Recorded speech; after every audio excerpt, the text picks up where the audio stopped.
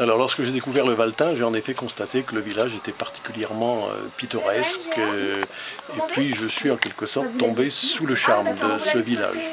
Alors j'ai eu envie de lire quelque chose. À chaque fois que je suis quelque part, dans une région que je ne connais pas, j'ai envie de lire un livre qui va me permettre de retrouver un petit peu les impressions que j'ai éprouvées sur place. Et puis ce livre, je ne l'ai pas trouvé. Donc je me suis dit peut-être que je n'aurais qu'à l'écrire. En l'écrivant moi-même, j'étais sûr en fait de produire ce que je souhaitais trouver. Et puis le hasard a bien fait les choses parce qu'on est revenu avec mon épouse se promener du côté du Valtin, on est repassé par le Valtin et on a rencontré une ancienne habitante, une valtinoise très attachée à son village, avec laquelle le courant est passé tout de suite. On me suis rendu compte qu'elle avait beaucoup de choses à dire et elle nous a accueillis chez elle à Boru. Et là, elle a donc livré tous les souvenirs qu'elle avait en tête et puis elle est intarissable sur ce village. Et donc, en rentrant chez moi, l'idée m'est venue donc d'associer ce qu'elle avait raconté avec ce que moi j'avais envie de dire, ce qui permettait d'apporter donc une certaine authenticité à ce qu'un étranger, entre guillemets, avait envie d'écrire sur un village.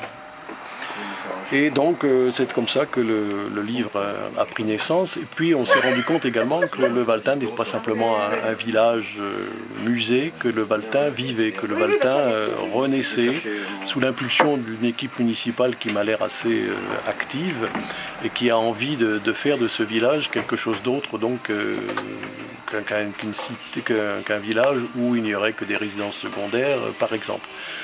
Il y a 3 restaurants déjà dans le Valtin et puis ils ont permis l'installation d'une boulangerie très récemment. Il y a maintenant un atelier de vannerie. Il y avait une galerie de peinture, bon, qui n'existe plus malheureusement parce que le peintre est parti dans une autre région. Et donc ça permet de constater que le village vit, le village renaît. Il y a aussi une brasserie qui s'est installée dans une ancienne école des filles et qui produit une bière de grande qualité qui est appréciée un petit peu de partout, les bières des Hauts, hein, elles sont très bonnes.